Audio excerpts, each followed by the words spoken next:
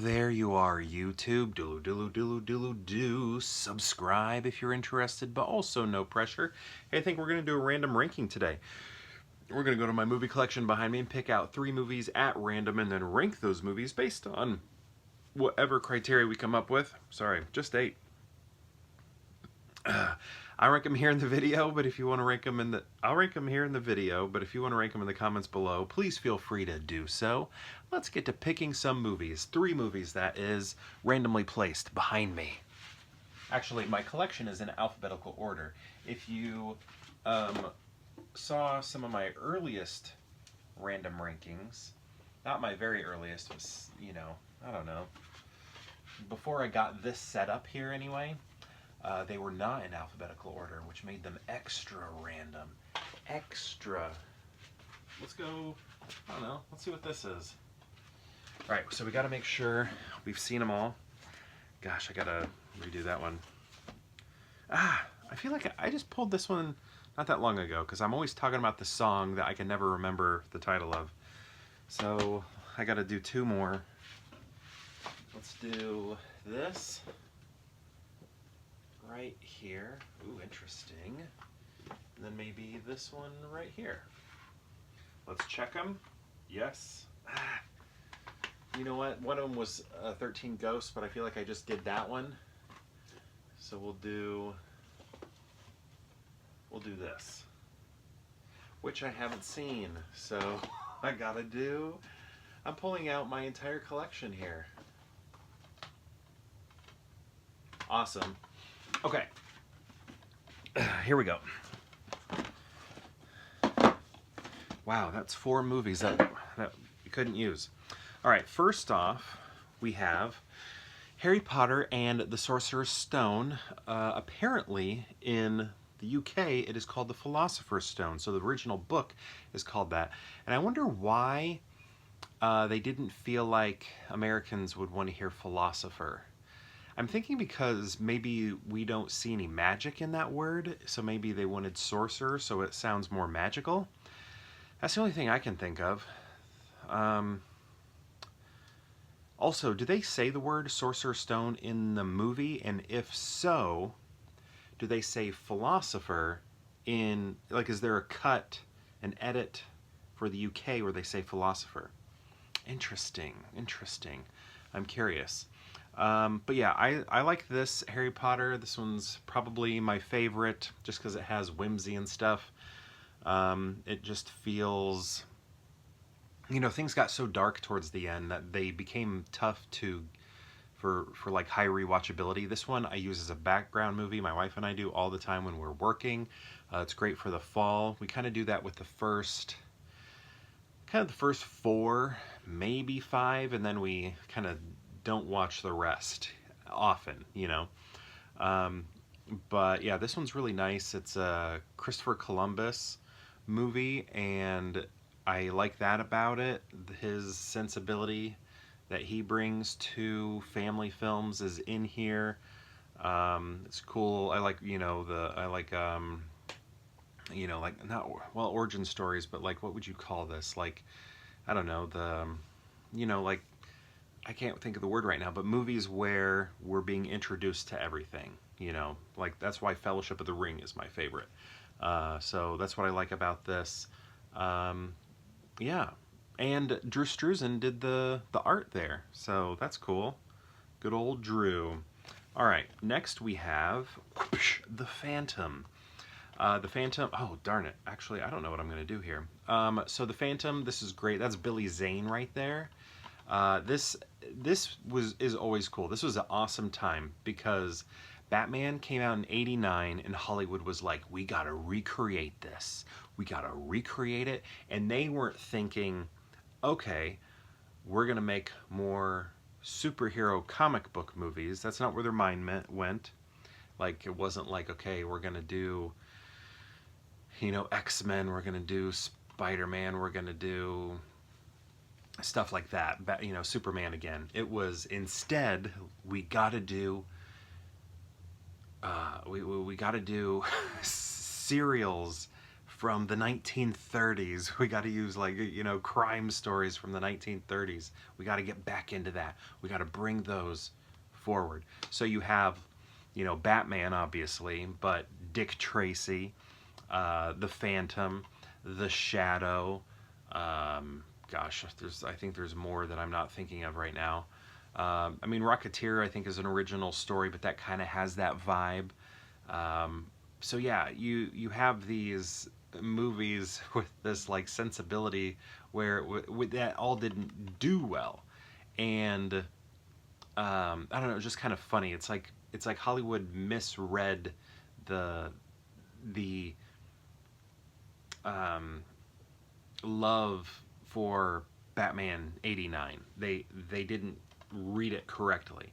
It was, no, we want superhero movies, not 1930s like crime hero serial comic strip movies.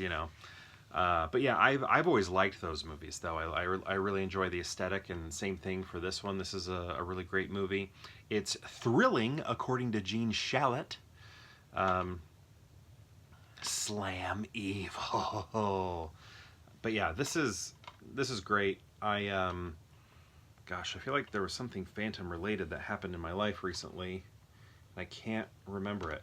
Oh, I watched a little YouTube video on like the like Phantom that takes place in the future. It was like an animated show, like Phantom 2099 or something like that. That was kind of interesting. Also, he's a Defender of the Earth. I have that animated series. Love that animated series. It's really great. But yeah, this is good. I would have loved for them to have made more of these. Gosh, actually, they should. They should make another one. They should make another one. Like Billy Zane needs to like give up. Like he needs to have like a kid or whatever. Like take over for him, right? Because it's like passed down by family. That would be interesting. Next, we have A24's The Florida Project. This movie is so good, in my opinion. I really like it. The way it's shot is similar to like The Little Rascals, where the camera is down low, so that it doesn't have like an authoritative feel over the kids or anything. So it's not like, average camera height, like average height of a human, looking down at the kids as they're in this movie. The camera's down low, as if they're running the show, right? They're running the movie. And the adults are usually shot from a low angle rather than it being from a adult's perspective, looking down at kids. It's kids' perspective looking up at adults. Very smart camera movement here. And the end, I don't know, should I give away the end? Maybe I shouldn't. I don't think I'm going to. But the end puts me in tears. Tears, tears, tears. I have to fight them off so hard. It is just, I think, a wonderful movie. There are so many. So this takes place in Florida. Oh my gosh, I'm going to start talking about the movie. Maybe spoilers, I guess. So the Florida Project.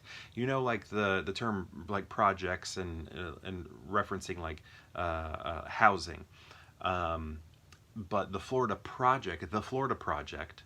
So when you think of that, and you're thinking of the motel that the girls living in, the kids are living in, as if they're like living in the projects, right? But here, the Florida Project is a term that was the secret word for basically Disney World, Walt Disney's, Walt Disney World. Plans. It was called the Florida Project. So it's talking about that as well. And what's so interesting is, Disney World is like a place you go and all problems go away. You have zero problems. But just outside of Disney World, that's what it's showing. Various issues that people are dealing with, hardships that they're dealing with in life, and that's what this movie is showing. And she can't afford to go to the parks. These kids can't, so they have to sort of create their own Disney World on the outside. There's like the Disney World has like a few parks. They have the Magic Kingdom. They have in there the project that the motel that they live in is castle themed. And then you have like Tomorrowland in Disney World, and there's a spaceship motel and a rocket ship motel. And there's Animal Kingdom at Disney World, and You know, there's a moment where they go out and look at cows and stuff, and sitting in this tree, and it all just feels very Animal Kingdom. And well, you know, in the motel with the spaceship could be Epcot, you know, and then I can't remember the Hollywood Studios reference, but oh yeah, well, what is the Hollywood Studios reference? Now I can't remember, but anyway, it just has amazing references to Walt Disney World outside of Walt Disney World, and the way that these kids are getting by, they don't know any different. They're making the best of their situation, but the movie gets very real, and you know, ugh, gosh, it just destroys me every time. So, how are we going to rank these? Oh, gosh, I don't know. I love all of these.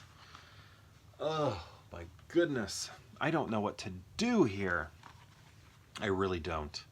I have no idea how I'm going to do this.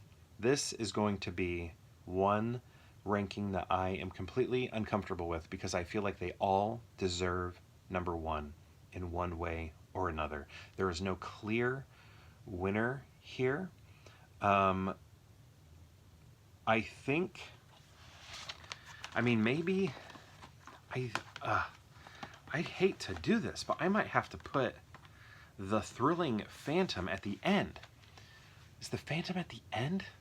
Like, just the way, like Harry Potter, I've watched it so many times. It's a movie I know very well. It is a great background movie. I remember, you know, watching this with my sister. She was the one who showed me the Harry Potter movies, the first ones, first two, and then, you know, my wife's really into the series, and I don't know, just a lot of great memories with this and watching it over and over and over again. And then I think I'm gonna go with the Florida Project just because of how hard it hits. It's so good, and also the Disney World references and stuff like that. It's just all so great. And then I think I got to go with the Phantom at the end. I hate to do that, but I think I'm gonna have to. Sorry, Billy. Billy Zane is at the end there. Sorry, bud. The Phantom's great. I love those like 1930s heroes movies, like Dick Tracy.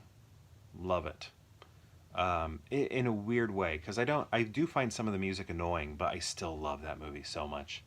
You know, The Shadow, it's been forever, but I like the vibes. Rocketeer, though, I need to rewatch as an adult because I wasn't into it as a kid. I was more into the idea. I love the idea. I love the aesthetic. I love the visuals, but the story never grabbed me. Okay, here we go. Anyway, Harry Potter and the Sorcerer's Stone, and then the Florida Project, followed by, unfortunately, at the end, and I do apologize to Billy Zane for this, the Phantom at the end. But anyway, my question to you is, have you seen these films? And if so, what do you think of them? And if you've seen all three, how would you rank them? I'd love to know. Let me know in the comments below, and perhaps we'll see you tomorrow for more Pure Hangout.